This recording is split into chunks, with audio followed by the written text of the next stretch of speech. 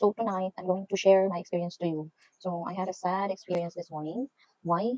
Because nakakapag-upload kasi ako ng video na may violation. So, and matagal na akong hindi nagka-violation actually. Pero nung i-check ko sa, when you're going to, may ano dyan may button na check your account check, ganun. So, hindi siya nakikita.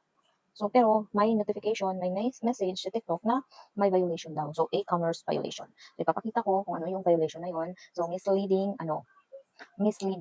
content, misleading pricing. So, misleading pricing of the product kasi may nabanggit kasi ako na 100 plus lang. So, ganun. So, gusto niyang ipa-clear yun. So, gusto niyang specific na pricing.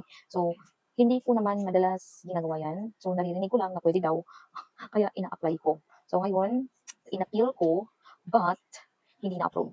So, ano kaya ang gagawin ko sa video na yan? So, i-delete ko na lang ba or i-rename? But, hindi kinuha yung product sa basket. Nandiyan pa din yung link. Di ba, kadalasan kapag may violation yung video, tinatanggalan ng link ng product.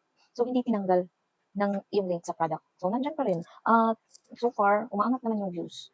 So, ask lang ako ng magsusolicit lang ako ng ideas, ng opinion, if anong gagawin ko doon sa video na hindi naman approve yung appeal na ginawa ko. So, di-delete ko na lang ba or i-rename?